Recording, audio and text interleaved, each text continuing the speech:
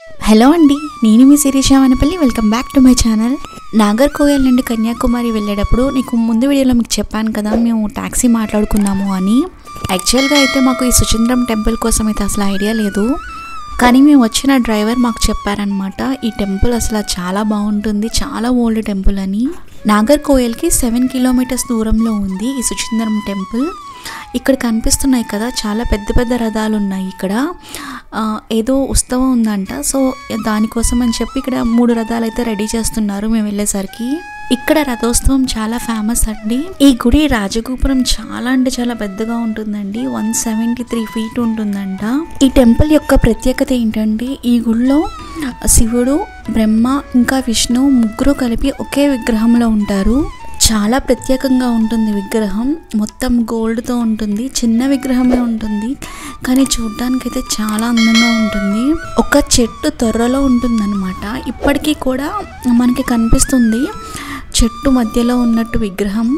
కన్యాకుమారికి వెళ్ళే వాళ్ళైతే అస్సలు మిస్ అవ్వద్దు ఈ టెంపుల్కి వెళ్ళడం.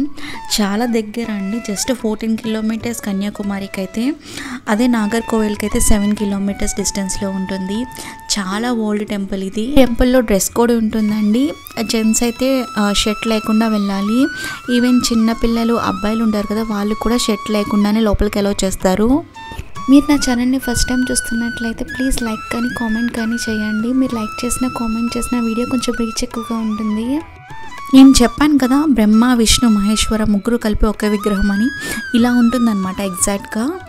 ఈ గుళ్ళో ఇలా శివుడు, విష్ణుమూర్తి, బ్రహ్మ వీళ్ళే కాకుండా ఇంకా 30 మంది దేవుళ్ళకి చిన్న చిన్న గుళ్ళ కింద ఉంటాయి. ఇంకా ఈ సుచంద్రం టెంపుల్లో ఒక పెద్ద ఆంజనేయ స్వామి విగ్రహం కూడా ఉంటుంది. ఈ గుడిలో శివలింగాన్ని స్థానేశ్వర స్వామి అని పిలుస్తారు. ఈ టెంపుల్లో ఒక స్పెషాలిటీ ఉంటుంది, అదేంటంటే ఈ గుడిలో గర్భాలయంలో శివలింగం ఉంటుంది. శివలింగానికి పక్కనే విష్ణుమూర్తి విగ్రహం కూడా ఉంటుంది. శివలింగానికి చేసిన అభిషేకం చేస్తాం కదా, అది చేసిన వాటర్ ఉంటాయి కదా, అవన్నీ కూడా అక్కడ శివలింగం ఉన్న చోట భూమిలోకి ఇంకిపోతాయి. ఇలా ఇంకిపోయిన వాటర్ అంతా కూడా కన్యాకుమారిలో కలుస్తాయి అని చెప్పి ఇక్కడ వాళ్ళకి నమ్మకం. ఈ టెంపుల్ ఆర్కిటెక్చర్ చాలా బాగుంటుందండి, చాలా ఓల్డ్ టెంపుల్ ఇది.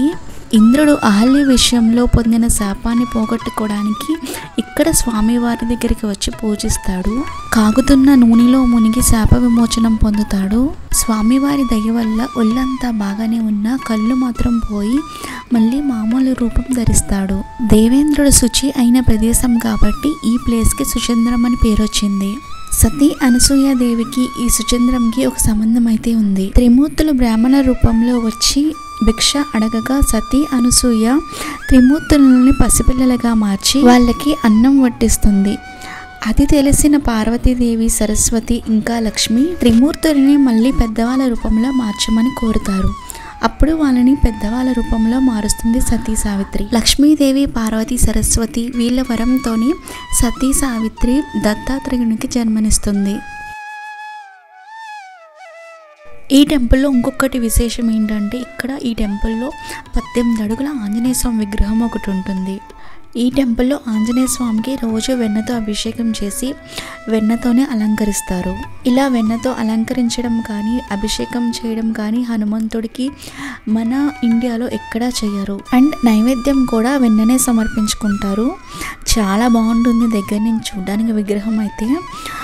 ఈవెన్ ఆ పైకెక్కి అన్నీ కూడా మేము వెళ్ళినప్పుడు దండలు వేయడం అవన్నీ కూడా ఆ విగ్రహం పైకెక్కి వేస్తున్నారు. విగ్రహం చాలా పెద్దది కదా, వెనకాల ఒక నిచ్చెనలా ఉంటుంది, సో దాని పైకెక్కి ప్రతిదీ ఇంకా అభిషేకాలు కూడా పైకెక్కే చేస్తారంట.